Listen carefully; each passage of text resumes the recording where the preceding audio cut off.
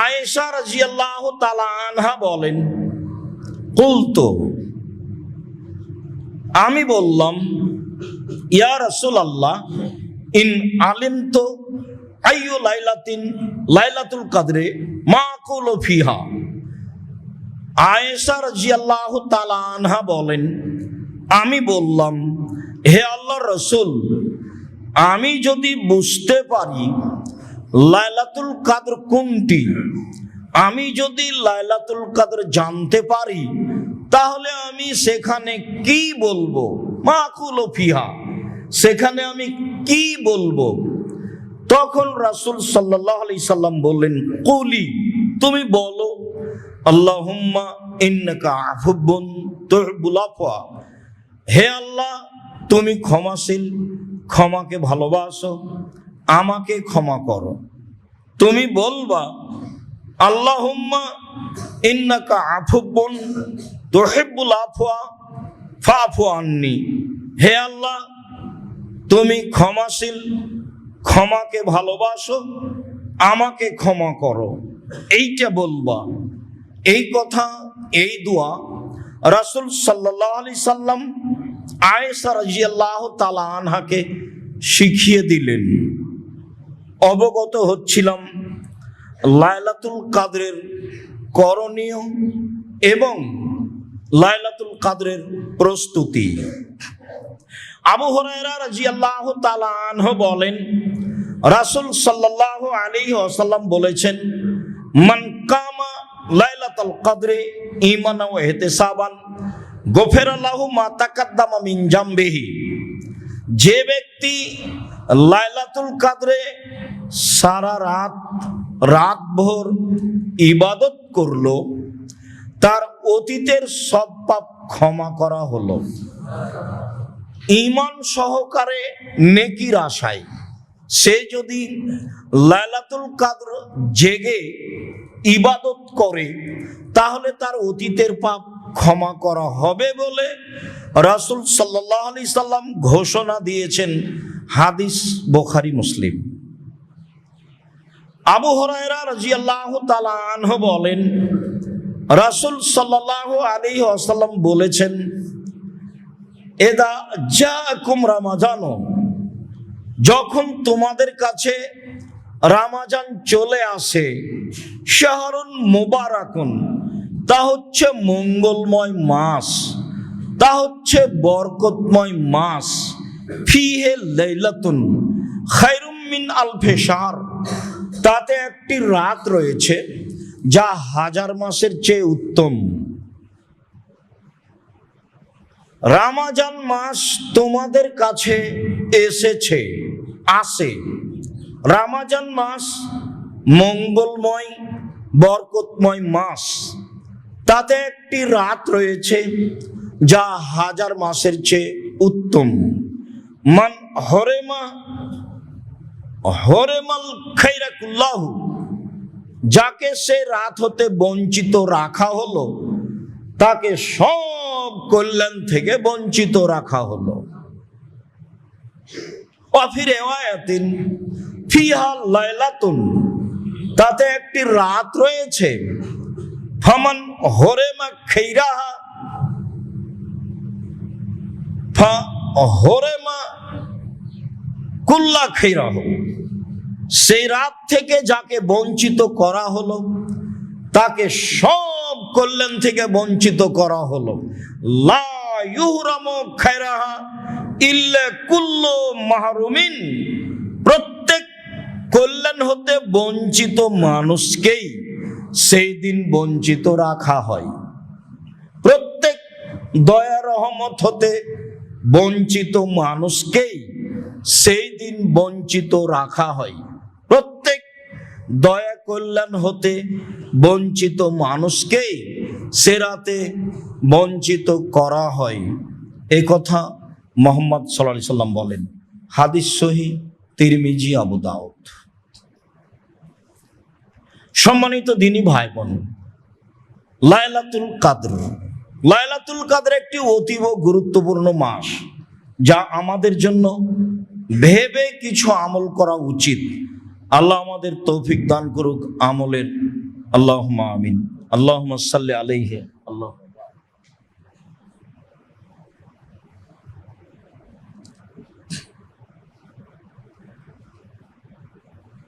লাইলাতুল কদর।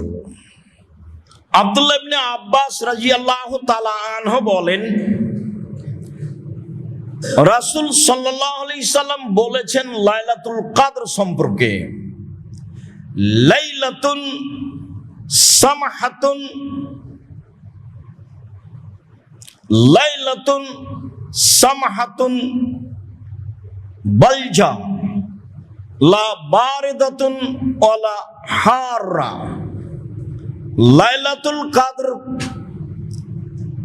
এমন একটি রাত যা হয় স্বচ্ছ, পরিষ্কার, মর্যাদাপূর্ণ, শান্তিপূর্ণ, নিঝুম। লাইলাতুল কদর তা হয় স্বচ্ছ, পরিষ্কার, শান্তিপূর্ণ, নিঝুম। রাতটি শীত ও গরম থেকে মুক্ত হয়। রাতটি শীত ও গরম থেকে মুক্ত হয়। সে রাত শেষ হলে সূর্যের কিরণ দুর্বল ও লাল বর্ণের হয়। সে রাত শেষ হলে সূর্যের কিরণ দুর্বল ও লাল বর্ণের হয়। সে রাতে সূর্য সকাল করে, তখন তার কিরণ থাকে দুর্বল ও লাল বর্ণের। এ কথা মুহাম্মদ সাল্লাল্লাহু আলাইহি সাল্লাম পরিচয়ে বলেন। জাবের রাদিয়াল্লাহু তাআলা আনহু বলেন, রাসূল সাল্লাল্লাহু আলাইহি ওয়াসাল্লাম বলেন, ইন্নী রাআইতু লাইলাতুল কদরে, আমি মুহাম্মদ সাল্লাল্লাহু আলাইহি সাল্লাম নিজে লাইলাতুল কদর দেখেছি। ওয়া ইন্নী উনসিতুহা, তবে আমাকে ভুলিয়ে দেওয়া হয়েছে সে রাত কোন রাত। ওয়া ইন্না ফিল আশরিল আওয়াখির ফি লায়ালিহা, অবশ্যই হবে তা রমজানের শেষ দশকের রাতে। অবশ্যই তা রমজানের শেষ দশকে রাতে হবে। অবশ্যই তা রমজানের শেষ দশকের রাতে হবে।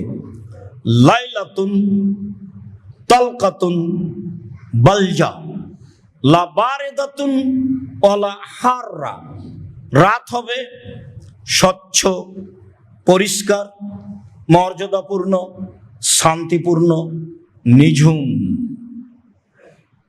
রাত হবে শীত ও গরম থেকে মুক্ত।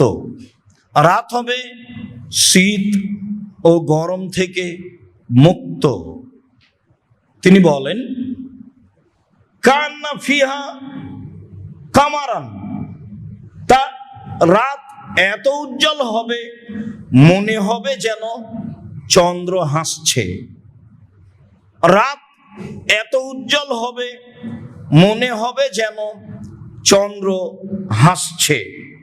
লা ইয়াখরুজু শাইতানুহা হাত্তা ইয়াদিয়াল ফাজর, সে রাতে সকাল পর্যন্ত শয়তান প্রকাশ হবে না।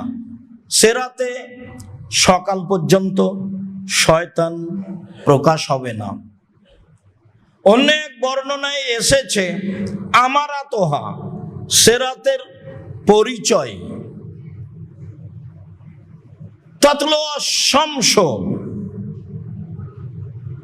সে রাতে সূর্য উঠবে। সাবিহাতায় ইয়াউমিহা বাইদা, সে রাত হবে খুব পরিষ্কার, ঝকঝকে। আর লা শোয়া, সে রাতের সূর্যের কিরণ তেমন ক্ষমতাধর হবে না। সূর্যের কিরণ দুর্বল ও লাল বর্ণের হবে। আবু সাঈদ খুদরি রাদিয়াল্লাহু তাআলা আনহু বলেন, রাসূল সাল্লাল্লাহু আলাইহি সাল্লাম বলেছেন, ইন্নী উরিতু লাইলাতুল কদরে, ইন্নী উরিতু লাইলাতুল কদরে, আমাকে লাইলাতুল কদর দেখানো হয়েছে। আগের বর্ণনায় তিনি বললেন আমি দেখেছি, আর এখানে বলছেন আমাকে দেখানো হয়েছে। তাতে তিনি বলছেন ওয়াইন্নাহা নুসিতুহা, আমি ভুলে গেছি, আমাকে ভুলিয়ে দেওয়া হয়েছে। ওয়াইন্নাহা ফিল আসরিল আওয়াখিরে ফি বিতরিন, তবে অবশ্যই তা রমজানের শেষ দশকে বিজোড় রাতে হবে, তবে অবশ্যই তা রমজানের শেষ দশকে বিজোড় রাতে হবে। তিনি আরো বলেন, ওয়াইন্নি রাআইতু কান্নি আসজুদু ফি তিন নওমাইন, আর সেরাতে আমি যেন নিজেকে দেখছি যে আমি কাদা পানির ওপরে সিজদা করছি। মুহাম্মদ সাল্লাল্লাহু আলাইহি ওয়াসাল্লাম বলছেন, সেরাতে আমি আমাকে দেখছি আমি যেন কাদা পানির ওপরে সিজদা করছি। বর্ণনাকারী আবু সাঈদ খুদরি রাদিয়াল্লাহু তাআলা আনহু বলেন, ওয়াকানা সাকফুল বাইতে জারিদান নাখলে, সেই দিন মসজিদে নববীর ছাদ ছিল খেজুর গাছের ডাল। সেই দিন মসজিদে নববীর ছাদ ছিল খেজুর গাছের ডাল, মানে যা বৃষ্টি হয় তা বাহিরের চেয়ে ভিতরে বেশি পড়ে। মানে ঘটনা আসমানিদের দেখতে যদি চাও, মানে বৃষ্টি হলে গড়ে ঘরের ভিতরেই পড়ে। তো সেই দিন মসজিদে নববীর ছাদ ছিল খেজুর গাছের ডাল। মা নারা ফি সামায়ে শায়া, সেদিন আমরা আকাশে কোনো মেঘ দেখিনি, রাত ছিল স্বচ্ছ। ফাজাত কাজাতুন, হঠাৎ একটা মেঘ আসলো। ফামতিরনা, বেশ ভালোই বৃষ্টি হলো। হঠাৎ একটা মেঘ আসলো, খুব স্বচ্ছ ছিল রাত। একটা মেঘ আসলো, ভালোই বৃষ্টি হলো। ফাসাল্লা বিনা রাসূলুল্লাহ সাল্লাল্লাহু আলাইহি ওয়াসাল্লাম, সেই দিন আল্লাহর নবী আমাদেরকে নিয়ে সালাত আদায় করলেন। ফারাইতু আসারাল মা'i ওয়াত তিনি আলা ওয়াজহিহি, আমি সেদিন রাসূলের কপালে কাদামাটির চিহ্ন দেখেছি। আমি সেদিন রাসূল সাল্লাল্লাহু আলাইহি ওয়াসাল্লামের কপালে কাদামাটির চিহ্ন দেখেছি।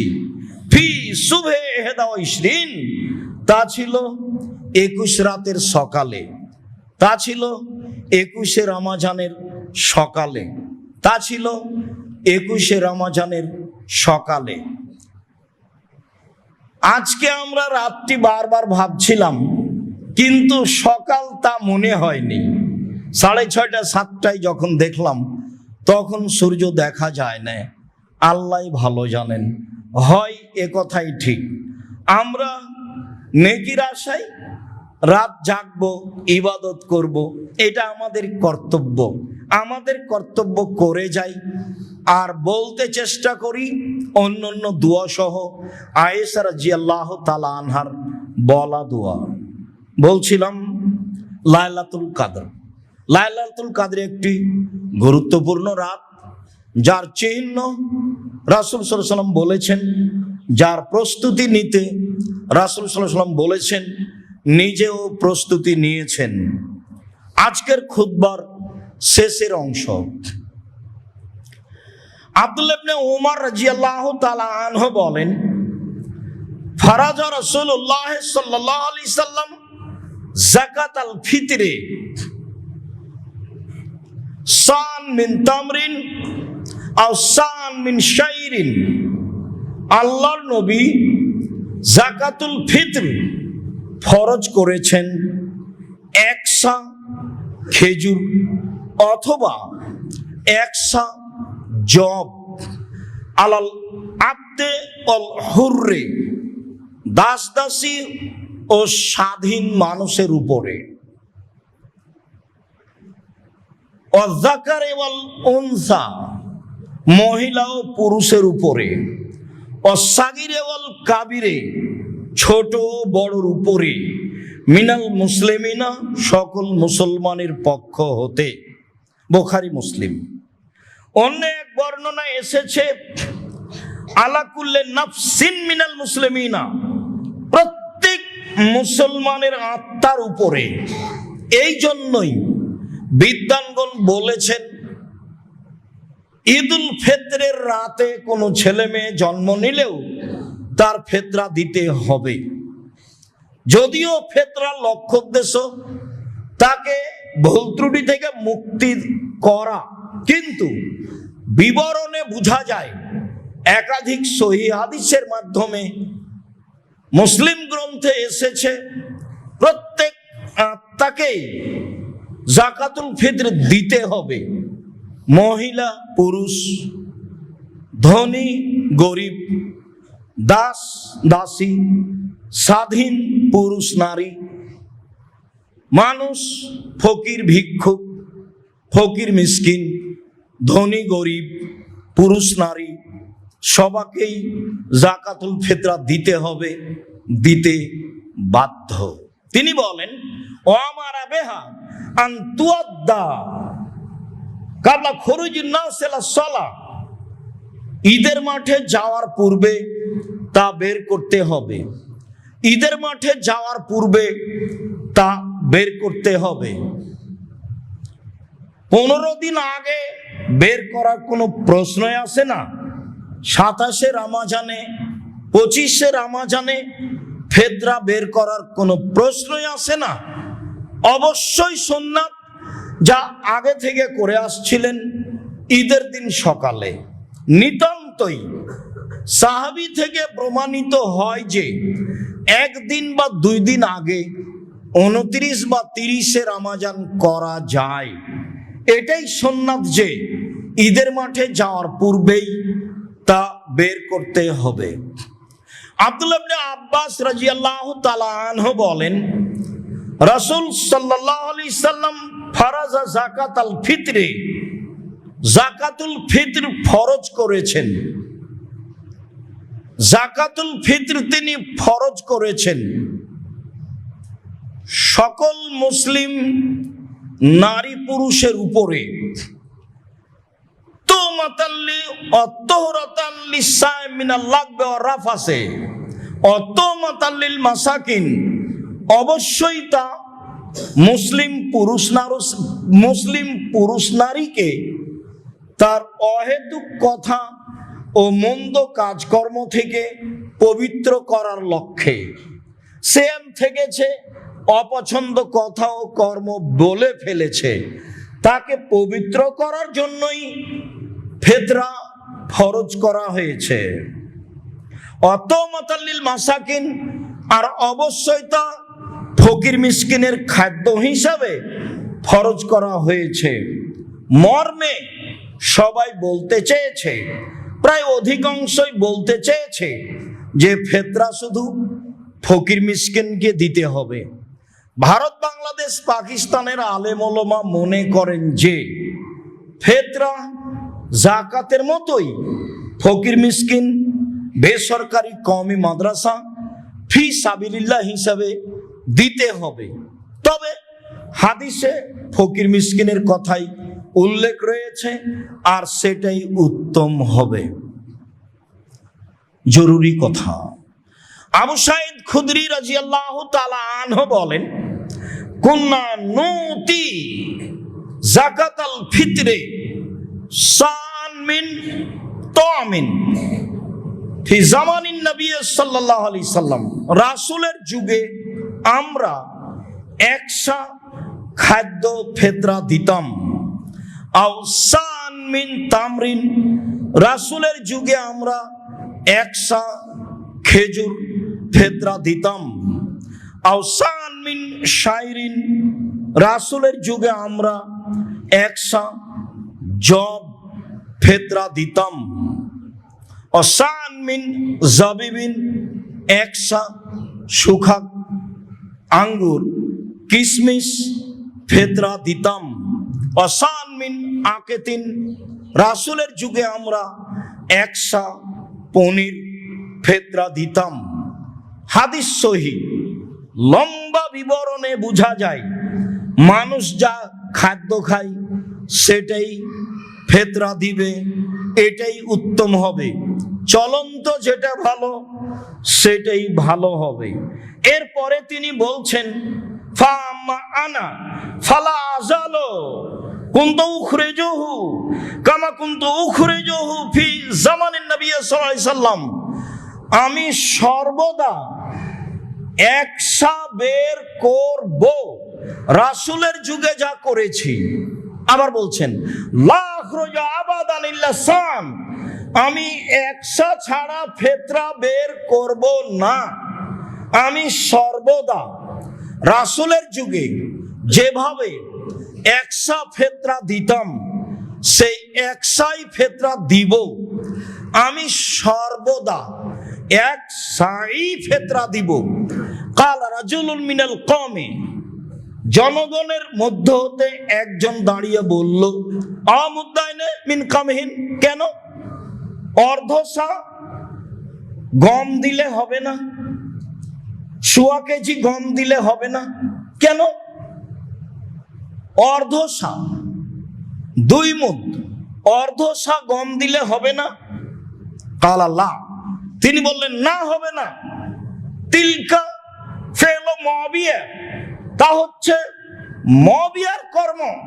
তিলকা কিমাতু মুআবিয়া, তা হচ্ছে মুআবিয়ার মূল্য নির্ধারণ। লাক বালহা, আমি কখনো তা গ্রহণ করব না। ওলা ফালহা, আমি কখনো সেই কাজ করব না। এটা মুআবিয়ার মূল্য নির্ধারণ।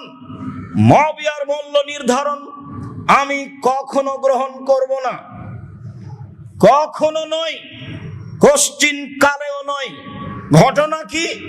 আবু সাঈদ খুদরি রাদিয়াল্লাহু তাআলা আনহু বলেন কাদেবা মুআবিয়া মিনাশ শাম, একদা মুআবিয়া রাদিয়াল্লাহু তাআলা আনহু সিরিয়া থেকে আসলেন হাজ্জান মুতামিরান, হজের উদ্দেশ্যে অথবা উমরার উদ্দেশ্যে। ফা কাল্লামান নাসা আলাল মিম্বারে, সেদিন তিনি জুমার খুতবায় জনগণের সামনে বক্তব্য দিলেন। ফাকানা ফিমা কাল্লামা বিহিন নাসা, সেদিন বক্তব্যে তিনি বলেছিলেন মুআবিয়া রাদিয়াল্লাহু তাআলা আনহু সিরিয়া থেকে হজ বা উমরার উদ্দেশ্যে এসে মদিনার মসজিদে বক্তব্য দিলেন। বক্তব্যে তিনি জনগণের সামনে বললেন ইন্নী আরা মুদ্দাইনে মিন কামহিন মিন সামারাই শাম, আমি মনে করি সিরিয়ার অর্ধসা গম তা দিল সান মিন তামরিন, মদিনার 100 খেজুরের সমতুল্য। আমি মনে করি সিরিয়ার অর্ধসা গম মদিনার 100 খেজুরের সমতুল্য। আমি মনে করি সিরিয়ার গম মদিনার 100 খেজুরের সমতুল্য। ফাখাজান নাসু বিযালিকা, মানুষ এটা মেনে নিল। ঠিক আছে, তাহলে আমরা গম দিলে অর্ধসা দিব। তাই কিছু মানুষ সেই যুগ থেকে আমল করতে লাগলো। তখন আবু সাঈদ খুদরি রাদিয়াল্লাহু তাআলা আনহু বললেন কুনতু আখরুজুহু কামা কুনতু আখরুজুহু ফি জামানি নবী সাল্লাল্লাহু আলাইহি সাল্লাম, আমি রাসূলের যুগে যা করতাম তাই করব। লা আযালু, আমি অবশ্যই সর্বদা 100ই ফেতরা বের করব, তার চেয়ে কম নয়। আমি মুআবিয়ার মূল্য হিসাব করব না। সম্মানিত দিনী ভাই বোন, মূল্য হিসাব করে মানুষ সায়ের পরিবর্তে, শস্যের পরিবর্তে টাকা দিচ্ছে। হাদিসে বোঝা যাচ্ছে রাসূল সাল্লাল্লাহু আলাইহি সাল্লামের যুগে শস্য ফেতরা দেওয়া হতো 1.5 কেজি শস্য দেওয়া হতো, খাদ্য দেওয়া হতো। অনেক খাদ্যের নাম উল্লেখ হয়েছে, তাতে স্পষ্ট শস্য খাদ্যই প্রমাণ হয়। ধান দেওয়া যায়, তবে তা উত্তম হবে না। গম চাউল সবচেয়ে উত্তম হবে। অন্য খাদ্য দিতে পারেন। মক্কা ও মদিনা হেজাজের সার পরিমাণ হলো 2.5 কেজি। 1 সা সমান 2.5 কেজি। ইরাকের সা সমান হলো 3.5 কেজি। 3.5 কেজির অর্ধেক হলো 2.25 কেজি। 3.5 অর্ধেক হচ্ছে জি 2.25 কেজি। 2.25 কেজির মূল্য হিসাব করে যা হয়, ভারত বাংলাদেশ পাকিস্তানের শতকরা 95 জন মানুষ সেই হিসাবে ফেতরা দিয়ে থাকে, যা আপনারা দেখতে পান। একে তো মুআবিয়া রাদিয়াল্লাহু তাআলা আনহুর হিসাব, আরেকবার ইরাকের হিসাব। সেই কালে আবু সাঈদ খুদরি রাদিয়াল্লাহু তাআলা আনহু মুআবিয়া রাদিয়াল্লাহু তাআলা আনহুর এই মূল্য হিসাবের চূড়ান্ত বিরোধিতা করেছেন এবং শক্ত পদক্ষেপে বলেছেন, কখনো আমি মুআবিয়ার সিদ্ধান্ত গ্রহণ করব না। আমি মূল্য হিসাব করে ফেতরা দিব না। আমি মূল্য হিসাব করে টাকা দিব না। মর্মে আমরা বলে আসছি, বলছি, কিয়ামত পর্যন্ত মূল্য হিসাবে ফেতরা আদায় করলে ফেতরা আদায় হবে না। শস্যই ফেতরা দিতে হবে, এই কথাই ঠিক। সারা দুনিয়ার মানুষ যদি মূল্য হিসাবে 3.5 কেজির অর্ধেককে মূল্য হিসাব করে ফেতরা দেয়, সারা দুনিয়ার মানুষই রাসূল সাল্লাল্লাহু আলাইহি সাল্লামের সুন্নাতকে উপেক্ষা করে চলবে। যারা অর্ধসা হিসাব করে মূল্য বের করে, তাদের এই মন্তব্য কর্ম শরীয়তকে না মানার শামিল। রাসূল সাল্লাল্লাহু আলাইহি সাল্লাম এই কাজ করেননি। সাহাবী আবু সাঈদ খুদরি রাদিয়াল্লাহু তাআলা আনহু, বিশিষ্ট সাহাবী, এই চিন্তা মতবাদের তীব্র বিরোধিতা করেছেন। সেখানে আমরা ইরাকের সা ধরি কি করে? সেখানে আমরা অর্ধসা হিসাব করে মূল্য ধরি কি করে? আপনাদের জন্য ভালো হবে কখনো মূল্য হিসাব না করা। রাসূলের সুন্নাতের প্রতি আমল করো। তো ঈদের মাঠে যাওয়ার পূর্বেই ফেতরা বের করবেন 2.5 কেজি। 1 সা সমান 2.5 কেজি মাথা পিছু। কারো হিসাবে 1 সা সমান 202 কেজি 400 গ্রাম হতেও পারে। কারো হিসাবে 1 সা সমান 2 কেজি 600 গ্রাম হতেও পারে। কেউ যদি সরাসরি এখন মক্কা মদিনা থেকে সা নিয়ে এসে মেপে দেয়, সেইটা যে শরীয়তের বিরোধী হবে তা আমরা মনে করি না। কেননা সেটা একটা পাত্রের কথা উল্লেখ রয়েছে, সেই পাত্রে চাউল কিছু কম বেশ হতেই পারে। আর যারা বলছে সেই কালের একটি পাত্র সা আমরা পেয়েছি, এইটা কতদূর সত্য সেইটা আমি নিশ্চিত আপনাকে বলতে পারি না। তবে আপনি যদি মনে করেন এখন মক্কা মদিনায় সবাই যাচ্ছে আসছে, একটা সা কিনে নিয়ে আসি, বা যারা কিনে নিয়ে এসে সেইখানে আপনি 1 সা চাউল দেন, সমস্যা নেই। 1 সা গম দেন, তাতে সমস্যা নেই।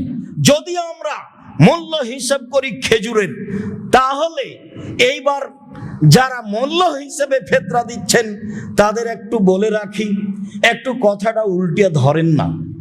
সেই কালে মদিনায় গমের দাম ছিল বেশি, খেজুরের দাম ছিল কম। আজকে তো মাশাআল্লাহ খেজুরের দাম অনেক বেশি। 1 সা 2.5 কেজি দামি খেজুরের মূল্য যা, সেই মূল্য দিয়ে যত গম আসে কিনে দেন না, ভালো হয়। বিপদে পড়িয়েন না। শরীয়ত থেকে একটু এদিক ওদিকে সরে গেলে মিথ্যা কথা দিয়ে ঢাকতে হবে, মন্তব্য দিয়ে ঢাকতে হবে। জাতির কাছে দাঁড়ানো যাবে না। সারা দুনিয়ার দিনী মুসলিম ভাই বোনকে বলি, যেহেতু রাসূল সাল্লাল্লাহু আলাইহি সাল্লামের সিদ্ধান্ত এটাই, 1 সা শস্য হতে হবে, অতএব মানুষের মতামত ত্যাগ করে আল্লাহকে সন্তুষ্ট করার আশায় রাসূলের সুন্নাতকে শক্তভাবে ধরার লক্ষ্যে 1 সা সমান 2.5 কেজি শস্য, চাউল বা গম ফিতরা হিসেবে দেওয়ার জন্য আমি আব্দুর রাজ্জাক বিন ইউসুফ দেশের দিনী মুসলিম ভাই বোনকে, পৃথিবীর বাঙালি দিনী মুসলিম ভাই বোনকে অনুরোধ জানাচ্ছি। বের করার পরে গ্রাম্য সর্দার যারা, তারা বিক্রি করে কিছু করুক, সেটা তার ব্যাপার, কিন্তু আমি অবশ্যই শস্য বের করব, অবশ্যই তা ঈদের মাঠে যাওয়ার পূর্বে বের করব। অবশ্যই যদি মনে করি জরুরি কারণে একটু আগে, তাহলে 1 দিন বা 2 দিন আগে, তা 28শে রমজানের নয়, তা 25শে রমজানের নয়, তা 27শে রমজানের নয়।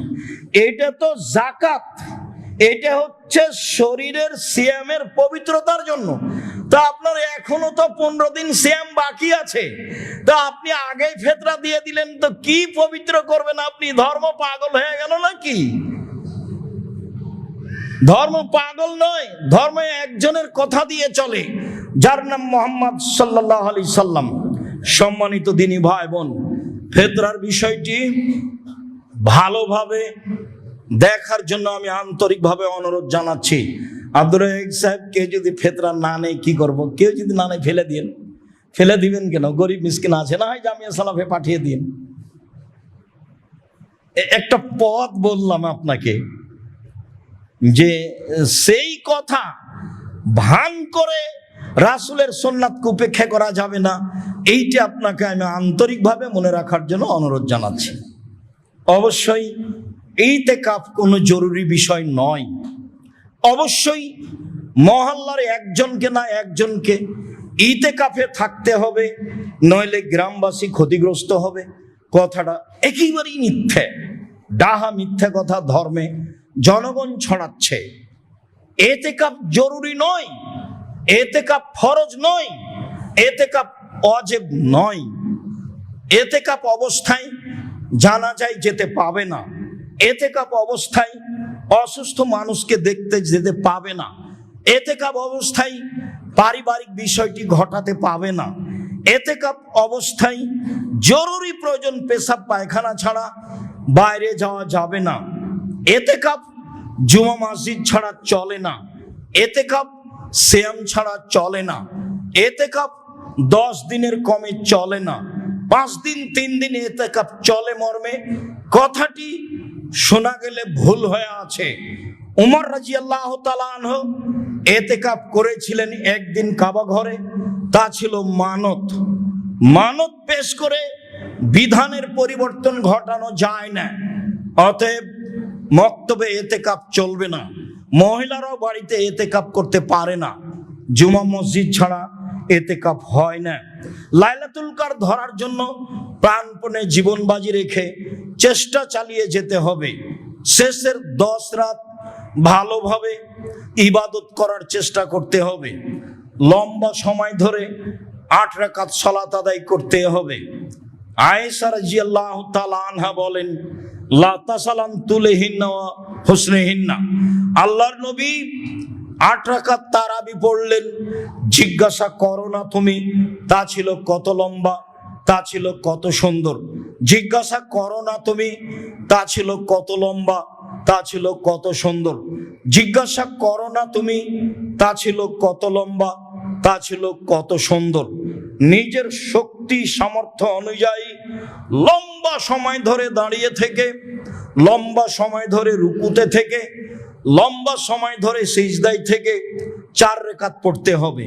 তারপরে লম্বা সময় ধরে তাসবিহ তাহলিল জিকির আজকার, হাত তুলে দোয়া, কান্নাকাটি, ক্ষমা। এরপরে আবারও 4 রাকাত লম্বা সময় ধরে, তারপরে 3 রাকাত ভিতর, তার নাম হলো রাত জাগা। চাঁপাইনবাবগঞ্জে মানুষেরা এক জায়গায় হয়ে সবাই মিলে গল্প করে, মাঝে মধ্যে খায় আর রাত জাগে। এইটা রাত জাগা নয়, এটা একটা মিথ্যা প্রথা। ঢাকায় আহলে হাদিস মসজিদে জাগার রাতগুলিতে হুজুরেরা গিয়ে বক্তব্য দেয়, তারা আবার খাওয়ার ব্যবস্থা করে। বক্তব্যের কারণে হুজুরের হাতে টাকা পয়সাও দেওয়া হয়। তারা জাগার নাম দিয়ে সারা রাত বক্তব্য দেয়, মানুষেরা বক্তব্য শোনে, তারপরে ফজরের সালাত আদায় করে বাড়ি চলে যাই। একেবারে নগদ মিথ্যে, একেবারে ডাহা বিদাত। এইসব ইবাদত থেকে বেঁচে থাকতে হবে, সাবধান। রাত জাগার অর্থ এইটা নয়। রাত জাগা, লম্বা সময় ধরে এই 8-3-11 রেকাত সালাত আদায় করা, 20 রেকাত সালাত আদায় করবেন, ক্লান্ত হবেন, রাইফেলের গুলির মতো সিজদা রুকু করবেন, তাতে আল্লাহকে কতটুকু সন্তুষ্ট করতে পারবেন ভাবা উচিত। আপনি আমার দিনী ভাই, আপনি আমার দিনী বোন, আপনাকে আমি কটাক্ষ করে কিছু বলতে চাইনি, আল্লাহ মাফ করুক। তবে আপনি যেভাবে 20 রেকাত পড়েন তাতে আপনিও জানেন, লোকও জানে আপনার অবস্থা। আবার খতম তারাবি একটা বিদাতি পদ্ধতি। খতমের নামে কোথায় যে পড়লো কোরআন মাজিদ, আর কোথায় যে গেল, আর কত এমামে যে কি করলো তার কোনো হিসাব থাকলো না। সকালে বলল যে তারাবি, খতম তারাবি পড়েছি, এমামকে এত টাকা দিয়েছি। আসলে কি ধর্ম এরকম? জি না। আবারও বলছি, ধর্ম একজন মানুষের কথা দিয়ে চলে, যার নাম মোহাম্মদ সাল্লাল্লাহু আলাইহি সাল্লাম। পৃথিবীর কোনো মানুষ দিয়ে ধর্ম চলে না। আপনি রাসূল সাল্লাল্লাহু আলাইহি সাল্লামের কথাকে প্রাধান্য দেওয়ার চেষ্টা করেন। সম্মানিত দিনী ভাই ও বোন, জামিয়া সালাফিয়া এদেশের সর্ববৃহৎ প্রতিষ্ঠান। জামিয়া সালাফিয়ায় প্রায় 5000-এর বেশি ছেলে মেয়ে পড়াশোনা করে, প্রায় 300 জনের অধিক শিক্ষক শিক্ষিকা অবস্থান করেন, প্রায় 40 থেকে 45 লক্ষ টাকা মাসে বেতন লাগে, প্রায় 500-র অধিক এতিম অসহায় ছেলে মেয়ে রয়েছে, যার দায়ভার আপনারাই বহন করে থাকেন।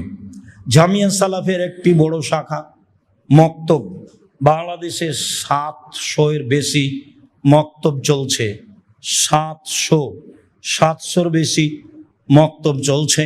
প্রত্যেক দিন বিকাল 3টায় এনটিভিতে মক্তবের প্রতিযোগিতা আপনারা দেখতে পারবেন বা দেখছেন।